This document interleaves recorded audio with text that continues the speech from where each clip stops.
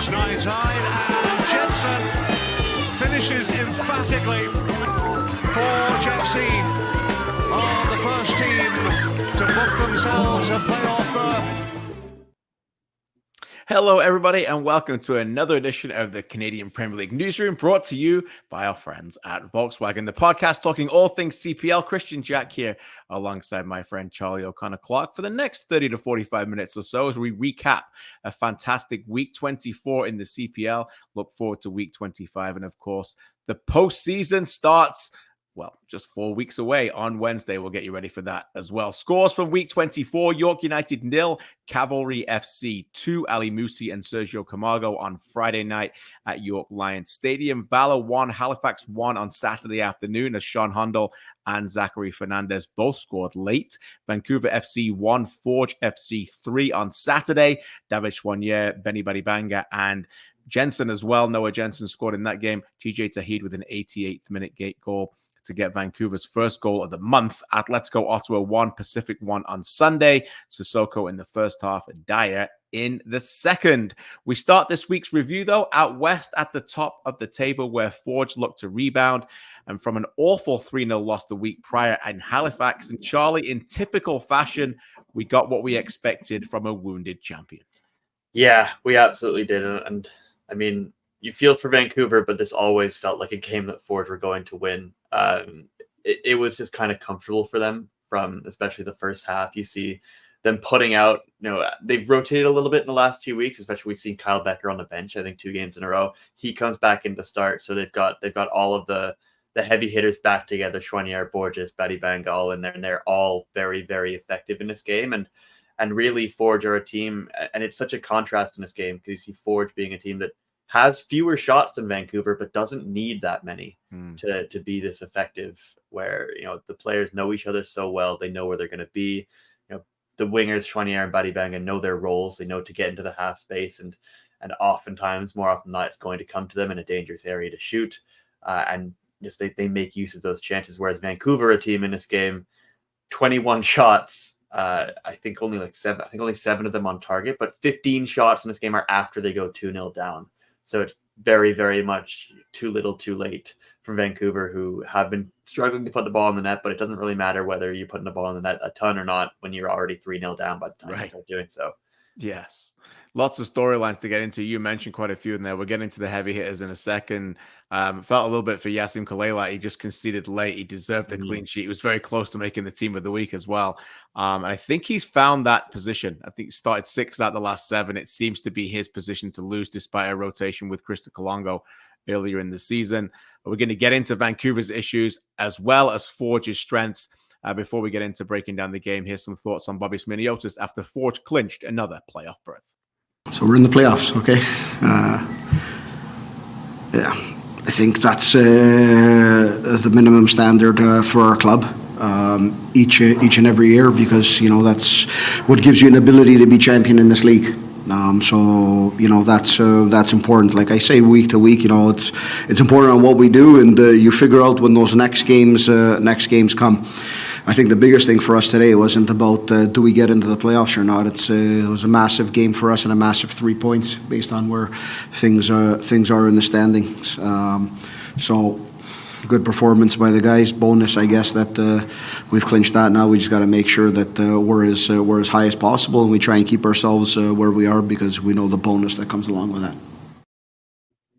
Yeah, as usual, pretty matter of fact and professional answer from Bobby. Let's get into the heavy hitters then, Charlie. You talked about it in the half spaces, and for me, I mean, to see Chouanier at his pop, I don't think there's another player really for Forge, and we could name many, that when he is flying and on form, how much he makes them better. We saw again how brilliant he was against Vancouver. He really likes playing them. I got some stats on these players: Becker, Hajabrapur, Borges, Badibanga, and Chouanier. The 5 players that you consistently want to play aside from your back 4. And we know that they've had some issues finding that number 9. But they started a league match for the first time, all 5 of them, since July 14th.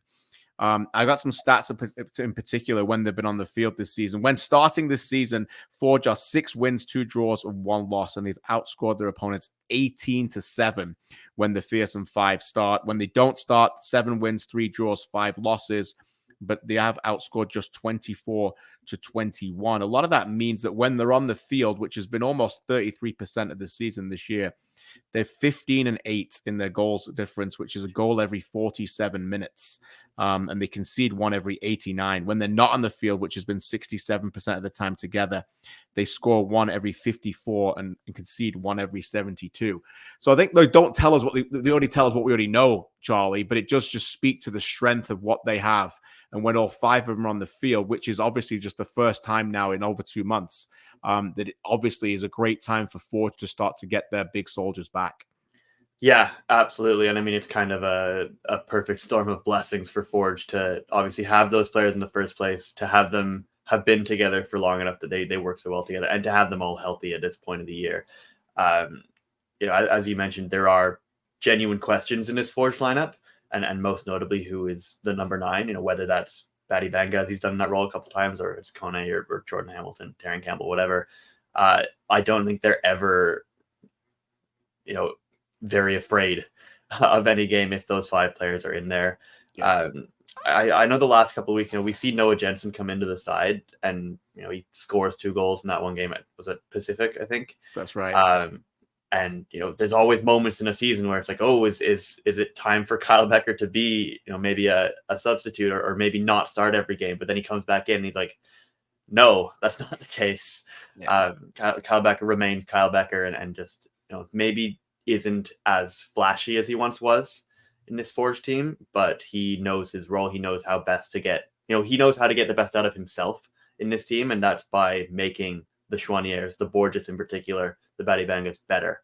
And I think that is really the key part to this team, is that they know that they don't, Chouanier, Baddy Banga, Borges, their moments are all going to come in attack, but they all also know what they need to do to create space for the others, because it's kind of a cycle. It goes both ways. They know that if they set something up and take the selfless role with a run on another player, it's going to come back for them, and they're going to score their own later.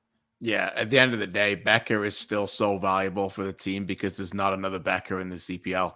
There's not a player like that who can just take over the game in terms of running the tempo and the control of it. And Forge are way better when he starts from the start. And obviously they've managed his minutes now as he gets the business end of the season. And I fully expect him to play the majority of the way forward. So Forge obviously continue to climb towards potentially the Shield.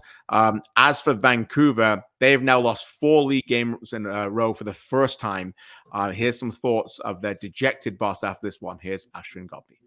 I think it's a combination of quality and confidence. When you're a team on top of the table, when you're a team that are winning games, even going at 60-70% of your potential, it's when to switch it on and you know how to win games. I think our players are a little bit low in confidence, and that's something we've been trying to help them with.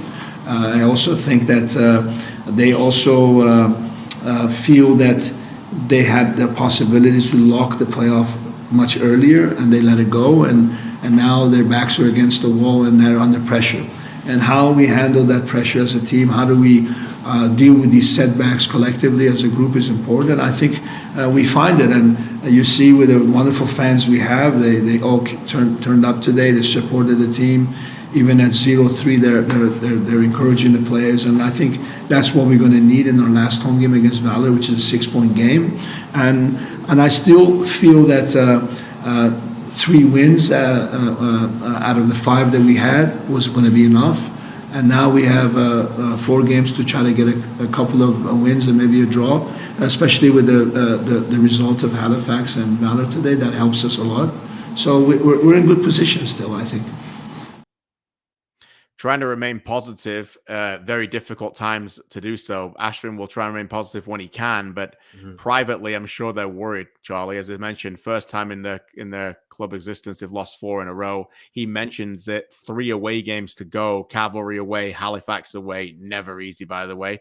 Valour at home and Ottawa away on 38 points. And the stats lead to some miserable reading. Since the start of June, here's the standings: Forge 34, Cavalry 30, York 26, Halifax 24, Ottawa 22, Valour 20, Pacific 17, Vancouver 13. I read it out that way for a reason. They have been the worst team in the CPL now for over 3.5 months. During that time, just 3 wins, 4 draws, 10 losses, and conceding 31 goals in 17 games and only scoring 15. So he mentioned it. They thought they were in the playoffs, but that's been a while. And this team has struggled to find consistency. They've made changes 3 games in a row at halftime to their back line. It is looked like it's trending in the wrong direction, Charlie, at the wrong time. Yeah, I mean, what they've struggled for mostly has been goals. Yeah. They scored that one at the end of this game, and if it weren't for that, I think they're shut out 4 in a row for all of this 4-game losing streak. And I believe, at Wednesday when Pacific got that point, that was the first time they had not been in the top 5 all year. Right. This is a Vancouver team that I don't know. I do think worries me more than maybe any other team in the league right now in terms of the actual football they're playing. Because there haven't been a lot of, teams like Halifax has been circumstances like red cards and things. They just can't keep 11 men on the field and things like that. Other teams, they've had injury issues, but Vancouver they don't seem to have a lot of injury issues. They just can't seem to find a change. They did very well, I think, by surprising a few teams at the start of this year. They had a very new team. They were agents of chaos. They would pick up results with some energy and some key moments that would push them over the edge. And, I think of games like they beat Halifax in a bit of a chaotic game where the Wanderers wanted the ball and Vancouver just didn't really care what they wanted to do and just played in transition. But teams have started to figure them out a little bit. There's not a lot of surprises in this Vancouver team. They're trying to play the same way every single week for the most part, even though new players have come in, and it just isn't efficient enough. That there's no balance of efficiency and actually finishing chances, because you're going to create a ton of chances, or at least a ton of shots. You have to finish some of them, or you need to create better chances that are easier to finish. And I just think there's some lack of confidence in this team right now, obviously, as Afshin kind of alluded to. But I do think that I don't know that there's something a little bit stale about the way they've played in the last few months.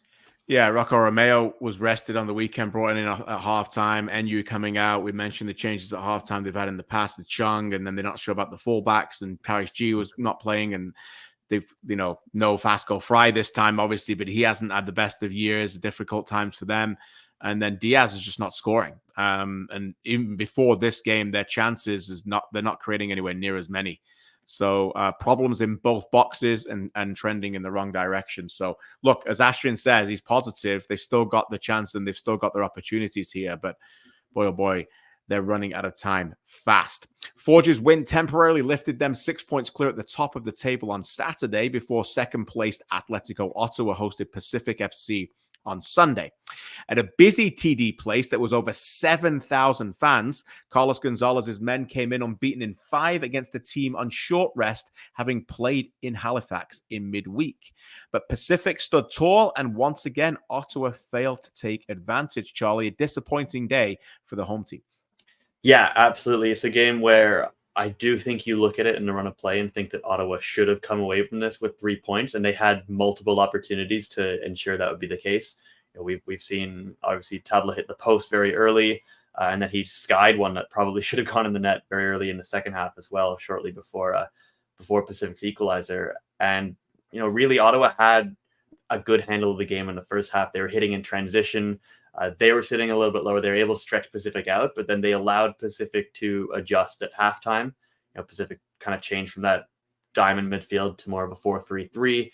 They start sitting a little bit deeper, so there aren't as many transitional opportunities for Ottawa to attack them. And obviously, they find their goal with some really, really poor defending from Atlético Ottawa. I think uncharacteristically poor for Dyer to be getting in between Didic and Ilias Iliadis. And from that point, Ottawa aren't really able to break down Pacific, who are obviously fine with picking up a point on the road in Ottawa after equalizing. So they just kind of, at that point, allow Ottawa to try and break them down. And that's historically not something that's been a strength for Atlético Ottawa. And that's what turns into, a more frustrating result for them.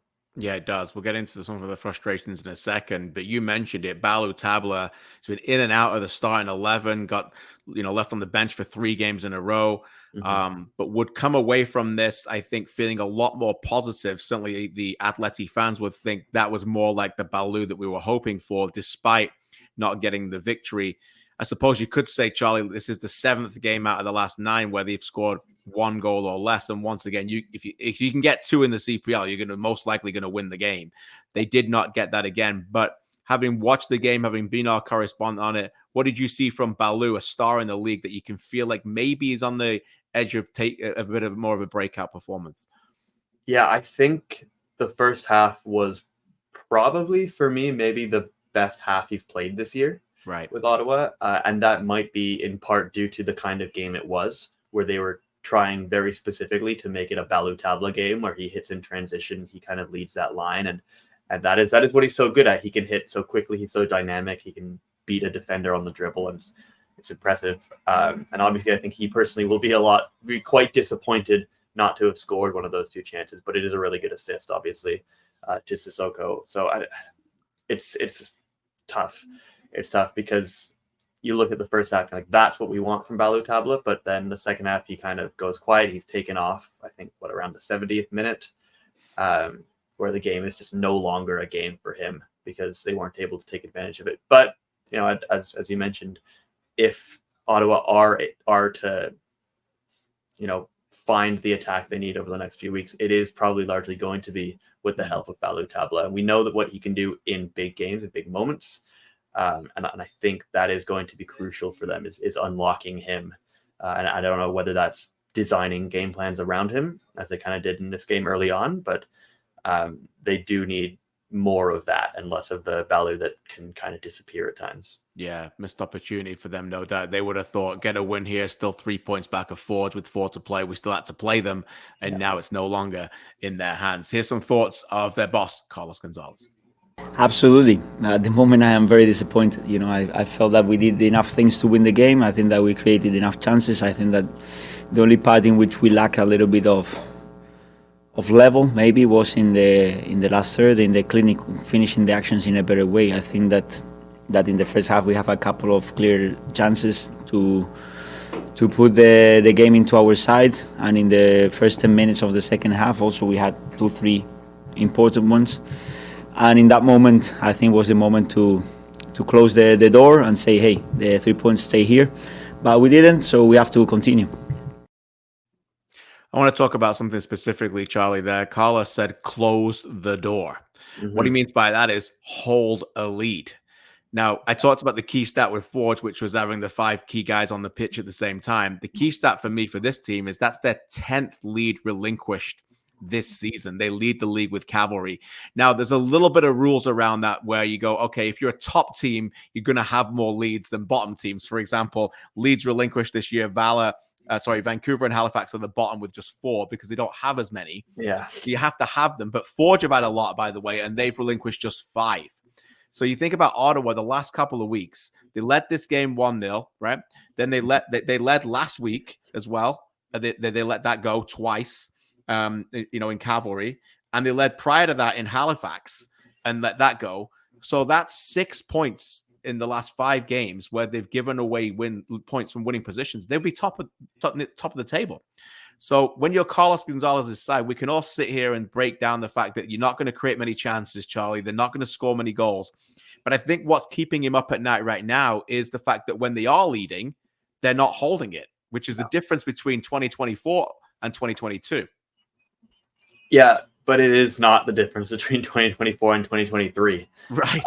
That's, I think, what's so disheartening about this is we've seen this before with Ottawa. I don't think it's going to, obviously not because they've clinched. It's not going to cost them as dearly as it did last year, where it seemed like literally every week, the last 2 months of the season, they were giving up a goal in the 85th minute or later. Yeah. But it is a serious problem with this team and has been for a while that when they take a lead, they aren't going out very aggressively for a second goal to put that game away.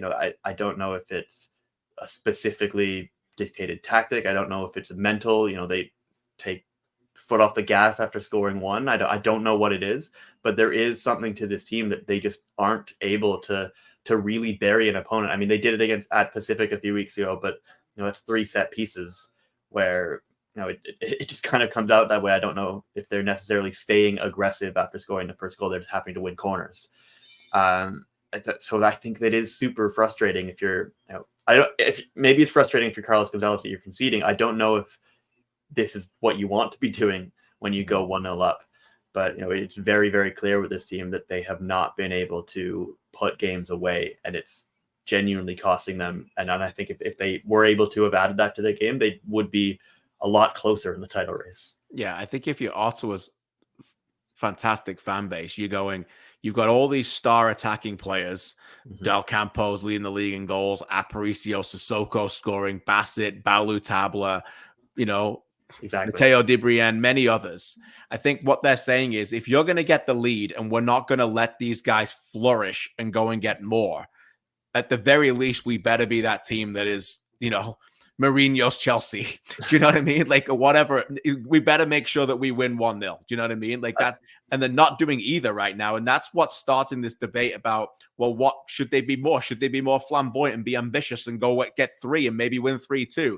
I think that it isn't working right now. And that's why the conversation is bubbly a little bit, Charlie. Fair? Yeah, I think so. And I mean, I think maybe there's elements of wanting to play Mourinho Chelsea and sit back at times. And they did sit back a little bit when they took the lead, but it's just not been good enough for that to work. You have to be perfect to do that after you turn into your defensive block. And it's just not. And it's very difficult to be so, especially against CPL opponents who have, at this point of the year, already seen you at least 3 times and know how to play against you. So I do think that you just need a little bit more aggression. This is a team with way too much talent to be trying to score 1 goal a game, right? Agreed. They can score. They should be scoring 2, 3, especially at home. So I think that is what you would want to see over the next few weeks. Yeah, I agree with that. As for Pacific, they are now unbeaten in 4 in the league for the first time in over 4.5 months, the first 4 games of the season, actually. And there's really only, there's a few men, but there's one main man, and for the reason for that. And let's go back to TD Place and hear from him. Here's Moses Dyer. I just get more chances here. It's a team. I think Pacific have, we play better football and we create more for our attacking players here. So I've been enjoying it so much more. I've been feeling so much more comfortable here as well in my play and in my finishing. So I think the start has been good, but at the same time we haven't made playoffs yet, so it doesn't really matter yet. Interesting comments from Dyer, obviously commenting about the contrast from Vancouver, where he was moved from to Pacific. I'll give this guy a lot of credit. I was covering the game almost a month ago in Hamilton, and it was the back off the Can Champ semifinals where Dyer couldn't play in the game in Vancouver because he was cup tied. And they lost to Forge that night, 2-0. Charlie, you remember the game. And Dyer had a goal disallowed and had another one almost score as well. And it was a dejected group. They'd lost a lot of games in a row. They'd been knocked out of the cup. But Dyer said to me personally and on the microphone, but he's like, look, I see a lot of positives in this team. I think we're just very close to turning the corner. Now, he has driven that corner himself, him and TMG and a few others. But don't look now, Pacific in the playoff spot. Dyer goals in 4 straight games. The record in the CPL, of course, is Del Campo and Arabin Peppo with 5. But 4 straight games. And Dyer is giving them a completely different look, Charlie, the way the Pacific are playing. They changed their shape. And I think now they're finding some consistency in their lineup. And with him up top, they've got a threat. Absolutely. I mean, how many times this year have we spoken about Pacific not having a focal point to their attack? Having players who can get the ball to the final third and then they don't know where to go with it. And that one addition has changed everything. I mean, like the goal scoring execs in this team are ridiculous. They had 14 in their first 20. And they were well on pace to be the lowest scoring team in a 28-game season in CPL history. And they've scored 9 in their last 4. I mean, it's just an incredible turnaround. It's not just Dyer being there and scoring on his own. It's Dario Zanata looks like a completely new player. And I think it's mostly just on confidence. They found the right way to get Andre Turcovanu involved. It's just there's so much. There just feels like there's more danger in specific attack when they do go forward, and Dyer obviously is leading the way. I do think that he's turning out to be on track to be one of the most effective midseason additions a CPL team has ever made. On a level of that year that Mo Babuli came and dragged York into the playoffs. It is kind of shocking to me how quickly things have turned around in Pacific, just because one player has come into the side and just the confidence seems to be there. Yeah, a few weeks ago I was asked on OneSoccer and about like which team out the bottom four would make it, and I still picked them, and I still will. But it's just because I think there's just a relative toughness about them at the moment. Mm-hmm. I think what they've lacked is consistency in selection, and I think if I'm a Pacific fan, that's what I want now. When you look at other teams in this league, if you can find consistency, now they've had a run of tough times, midweek games, cup games.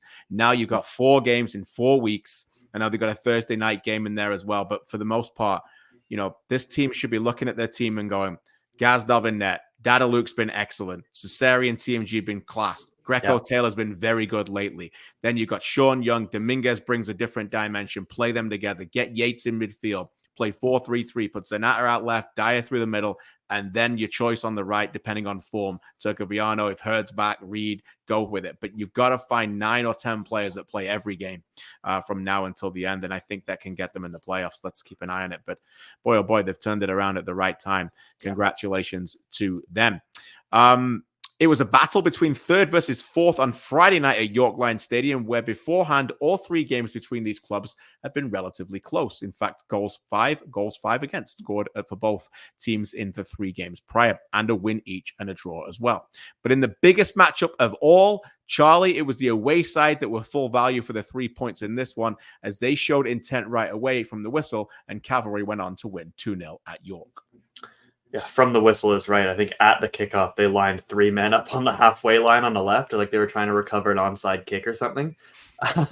And then they ended up with, I think, 5 shots in just over the first 5 minutes of this game. Cavalry were, I think, the better team in almost every single moment of this game. And it was, I think, maybe shockingly one of the worst performances at home from York in a while.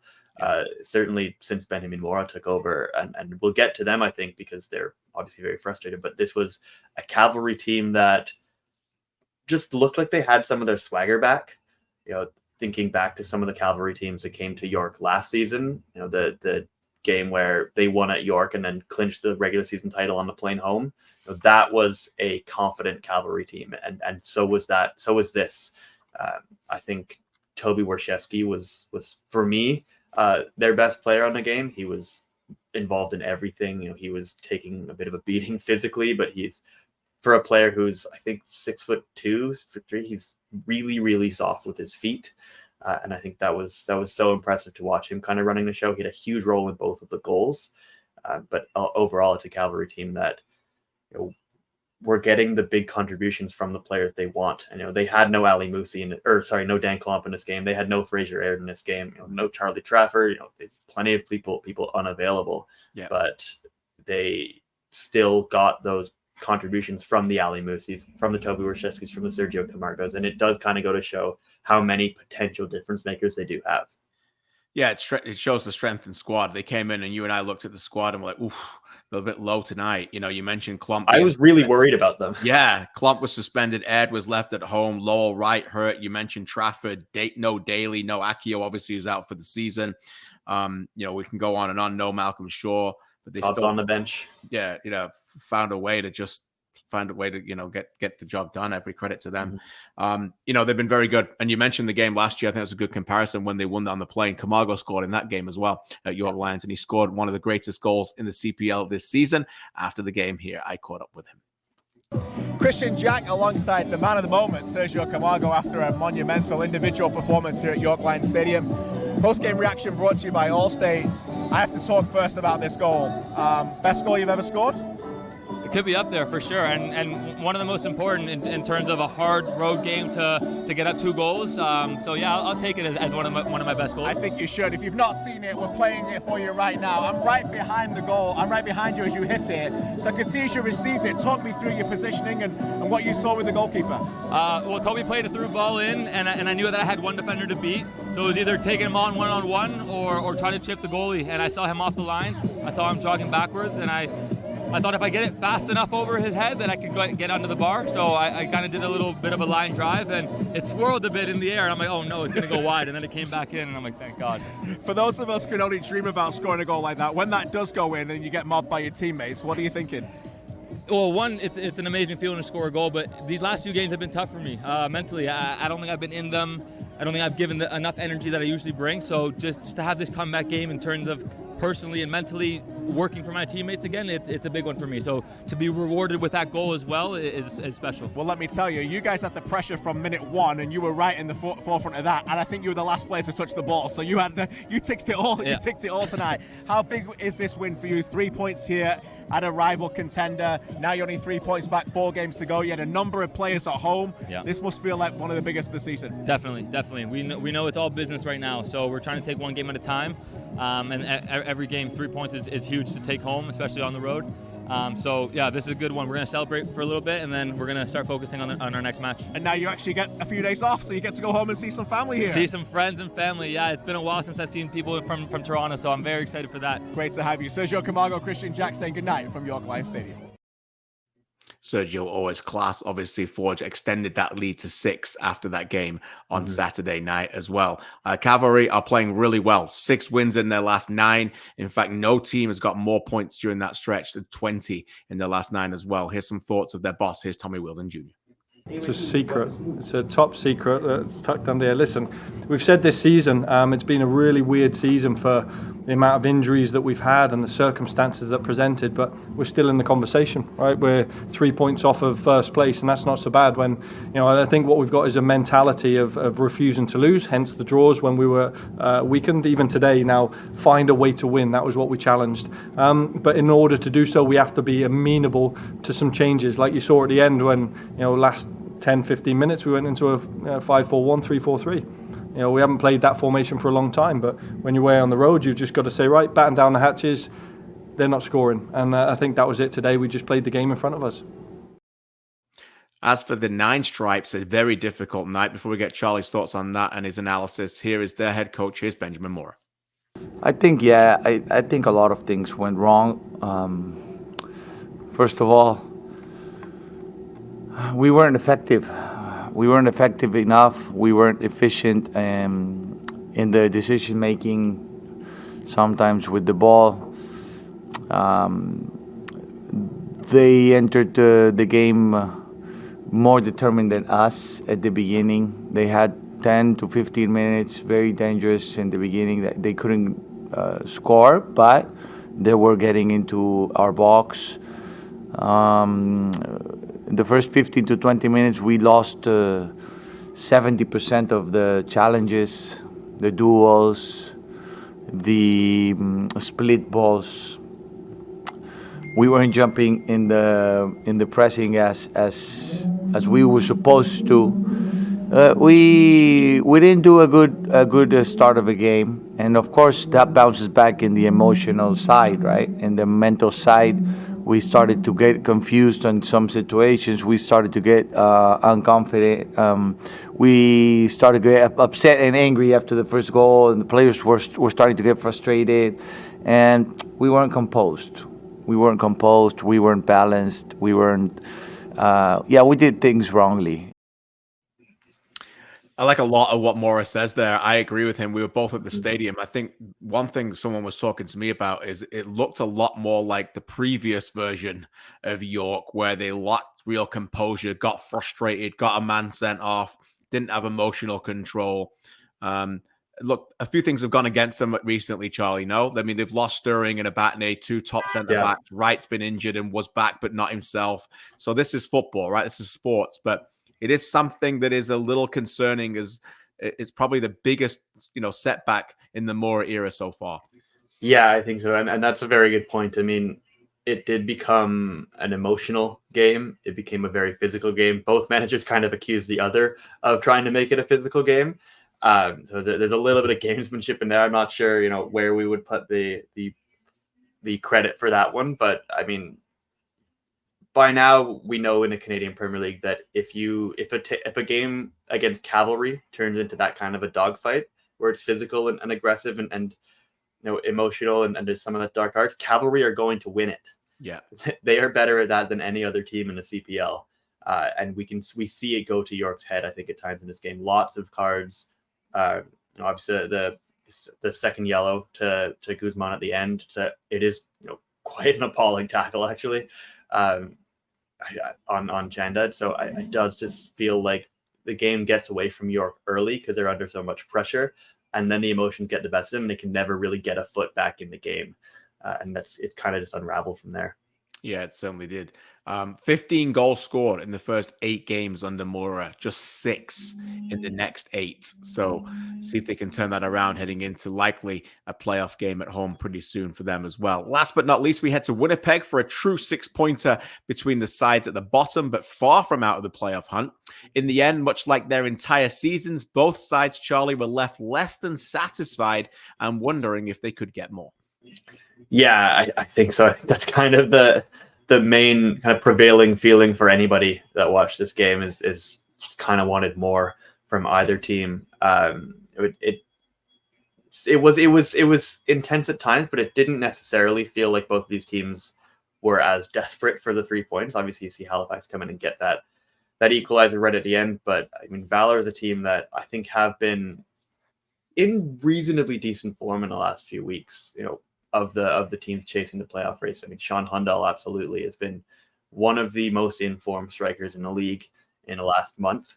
But again, it's just neither team really able to figure the other out that much. It's a little bit neutralizing, at both ends. And I think the draw is really, it almost felt like a draw from very early on. It felt like a game where these two teams probably weren't going to have an edge over the other. Yeah, I think Valour will be very disappointed. First of all, they conceded from a corner that wasn't a corner. The referee made a mistake in that game, unfortunately for him. I didn't think it was a corner, and they celebrated like a goal kick, and it led to it, and maybe that affected their focus on that for a second. But they should never have allowed it to get there. They had a number of opportunities when Halifax were piling forward, counter-attack. Hundal had, scored, but he had a couple of chances. Reza Assau, just the wrong decision at the wrong time. And once again, it's a third 1-1 draw this month when you think at least in 2 of those, Valour probably should score more than the 1 goal. Here's their thoughts after this one with their head coach, Philip Dos Santos. Right place at the right time, moving his feet, staying connected with the team, wanting to contribute in both ends, defensive and offensively. And that's what I've seen from Sean. And when it's like that, because he has quality and a flair for goal and the ability to be in the right spaces and see plays develop, he will have a chance. And that's the Sean that we wanted to have here. And like many players, sometimes you need to fall in a place where either you've been broken to be able to grow into your full potential, or you need a bit of time to understand what the coach wants from you, and what are the requirements that are going to keep you on the field. And Sean understood that, and now he's getting rewarded for it. Talking of those rewards, that's 4 goals in his last 5 for Hundal. It could be 5 in his last 7 if he hadn't missed that penalty against York last month. Another potential crucial missed points there. As for Halifax, it was a difficult week. They started with a 3-0 victory over Fort, and they had to play at home against Pacific, where they gave up a 97th minute equalizer, and then travel out to Winnipeg. So 3 games in a week, but in the end, they're pretty happy with the 5 points. Here's their boss, here's their captain, Andre Rampersad. Yeah, I think if you look at the games, I think we definitely would feel down a bit, because I think we deserve more. I think when you look back at Pacific, go down to 10 men and was still able to lead the game for a long period of time. We came here today. I thought that there were some mistakes in between, but you can tell that there were heavy legs even for myself, and but we were able to create chances, and it's just about being clinical in these times when we probably are leggy. But at the end of the day, it's good to not lose the games and just stay within reaching distance of the 5th place. Talks about the 5th place. Both teams still out of the hunt. Halifax 7th, Valour 8th. Let's look at the CPL table. Both teams having won just 6 of 24 games this season. That's 25% victory. Forge top 44 from 24. Atlético Ottawa 39 from 24. They both clinch. Cavalry just need a point to clinch. They have 38 from 24. York 36 from 24. Those 4 are getting in. It comes down to the positioning. And then there's 1 from 4 from the rest. Pacific 28 from 24. Vancouver 26 from 24. Halifax 25 from 24. And Valour 24 from 24. So I guess the big question from this one, Charlie, is of those 2, who are we most confident in getting in? Halifax remaining schedule, Ottawa away, Vancouver at home, Cavalry away, York at home. Valour have 3 out of 4 at home. Pacific at home next Monday in a huge game. Forge at home, Vancouver away, and Cavalry at home. Do you lean Valour a little bit because of the home schedule? How do you feel? I do think the schedule is a little kinder to Valour here, not just because they have 3 home games, but because they have 2 games left against the teams they're chasing. They play Pacific at home next week. Massive, massive must win. They play Vancouver away. Definitely a game that they can get something from. And Forge in Winnipeg is always a weird game. We've seen so many times that Valour just seem to be a bit of a bogey club for them. Meanwhile, Halifax, they have to go to Ottawa. They have to go to Cavalry. Those are not places that they have done well historically or this year, I think. So it does seem to, I would seem to lean that I think Valour's schedule is a little bit nicer for them. But you might also argue that Halifax have been playing better football at times in the last couple of weeks, like they did against Forge and arguably like they did against Pacific with 10 men. So it does seem very tight. And I do think that one of these 2 teams is going to finish at least 6th. But it's really, really hard to tell because it is so close, and they do, especially Valour, they have to play 2 of the teams they're chasing. So yeah, I may have answered producer Benny's one of his questions there, but yeah, I'm with you. I think it could be, it's so tight. Valour maybe. Let's look at next week's fixtures. 4 laps to go in this 28th season lap race. The battles next week start Saturday at 4. Where Forge could climb 8 points clear above the rest as they kick off week 25 at home to York United at 4 p.m. Eastern on Saturday at Tim Hortons Field. That is followed by Cavalry hosting Vancouver at 5 o'clock local at Atco Field in Calgary on Saturday. Sunday, the Tony Bet match of the week is back in the nation's capital for another 2 p.m. Eastern kickoff. Fantastic crowd on Sunday last week. I expect the same again next week as Atlético Ottawa host Halifax Wanderers. And on Monday night, the aforementioned huge 6 points in Winnipeg as Valour welcome Pacific FC. We'll be back next Tuesday to break that down that week because obviously we have to let the developments happen on Monday as well. In the meantime, got a little bit of time left. Here is producer Benedict Rhodes for some stoppage time chat. Benny, good to see you. Got some rapid fire questions for us. How's it going? Good guys. A lot of hard-hitting questions for this week. The first one is obviously the CPL playoffs start 1 month from today exactly on October 23rd. So the question is, which team's going to win the North Star Cup, and also which one's going to win the CPL Shield? Whoa, I thought you were going to ask us who was hosting the 4-5 game there for a second. You built it up big enough. I might as well answer that too, Kristian. So that's a difficult one, but I think who's going to wear I think Forge are going to win the Shield. I think I'm going to put it at probably 95%. Is that fair, Charlie? Yeah, I would be at this point be shocked because it would take a significant drop off in form from Forge, which just does not seem to. Maybe if you'd asked me this last week when Forge had lost 3-0 at Halifax, I might have been a little bit less sure. But I'm pretty sure Forge are going to win a Shield. So we're going to go 95% chance for Forge, and I think the North Star Cup is their favorite to win that as well. I did pick Cavalry to win that at the start of the year. I picked Forge to win the Shield, so I'll stay with that for now. But I think Forge probably, again, with winning the Shield, home field advantage, 4-time champs, maybe list it like 60% chance of winning the cup as well. So they could be on for a double here, Charlie. I don't know, what number do you think for Forge, and what do you think for the cup? Yeah, I mean, I do think Forge are going to be incredibly motivated by being the first team to win the double. It really is going to come down to the form in these next 3-4 weeks, because I think that is a lot of it. I don't know. I want to pick something interesting. I want to pick York, but I just don't know. I just don't know if I can do it. All right, York are going to win the North Star Cup. There you go. At Tim Hortons Field, probably. There's your big clip for social. Yeah. And no love for Ottawa. I think Ollie Basket can get it going in the final few weeks and get them over the line. Maybe. That's why it's so hard to tell. Yeah. The good thing is all these teams are, I personally think the quality goes up every year. And I look at Cavalry and I look at Atlético Ottawa and what we've talked about. And of course we can break down some of the challenges they have, but these teams don't lose games. They don't lose many games. We've talked about, Carlos Gonzalez's, handbrake on a little bit, but I think one of the 6 unbeaten, Cavalry have lost 4 all year. Forge are the best team right now. York are tough. So it's like, come knockout football and anything can happen. That's going to be great. Hey, if Moses Dyer can still score a goal per game for the rest of the year, then Pacific will win the cup. There you go. You heard it here first. Moses Dyer is going to win the final MVP. You guys touched on this a little bit just now, but Valour, Halifax, and Vancouver currently on the outside looking in.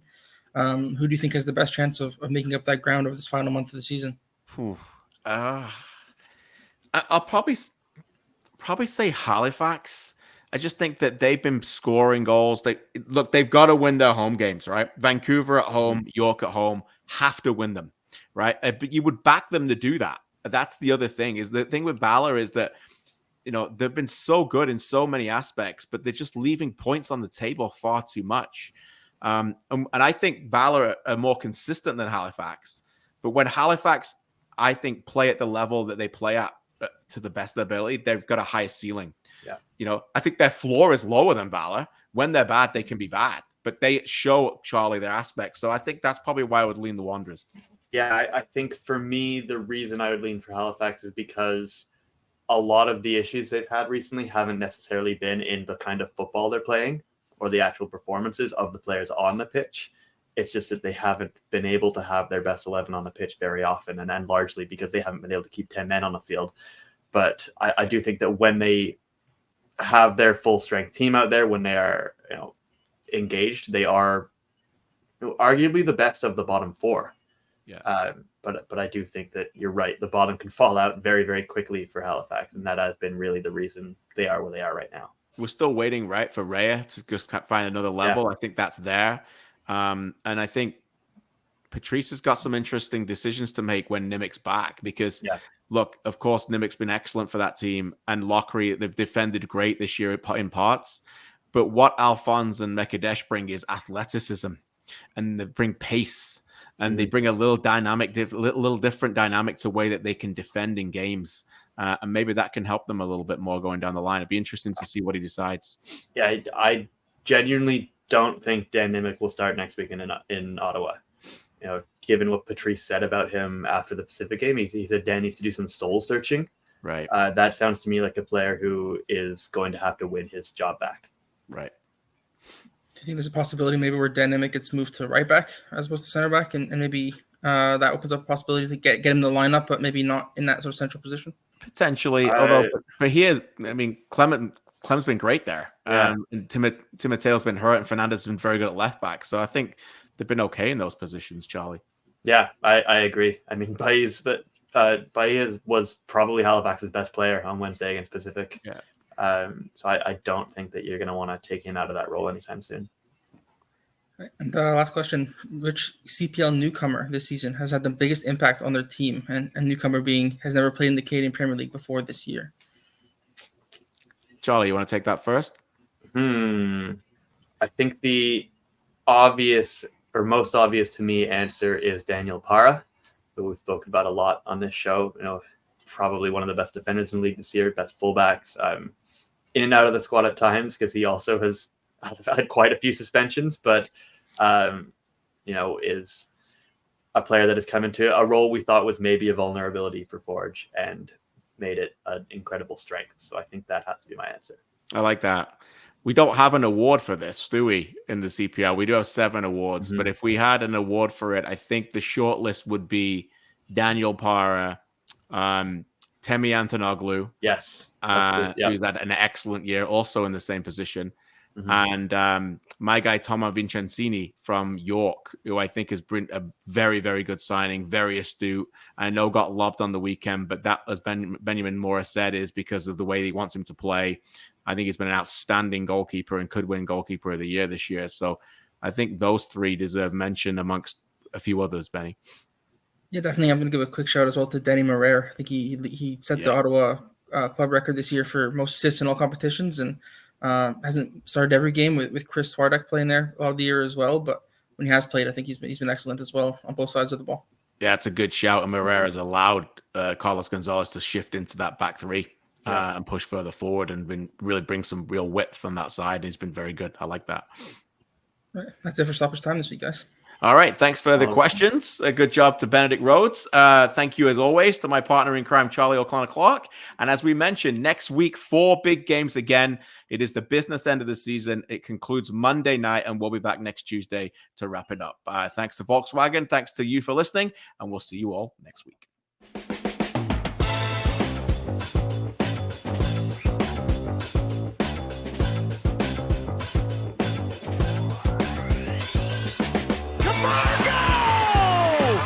It's Cavalry 2 and York United 0. Go La Soul.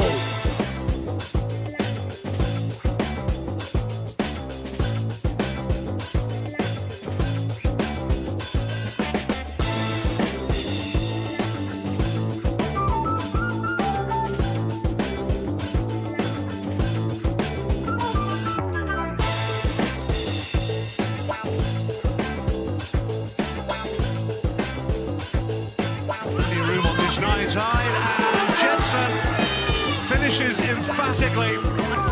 Forge FC are the first team to book themselves a playoff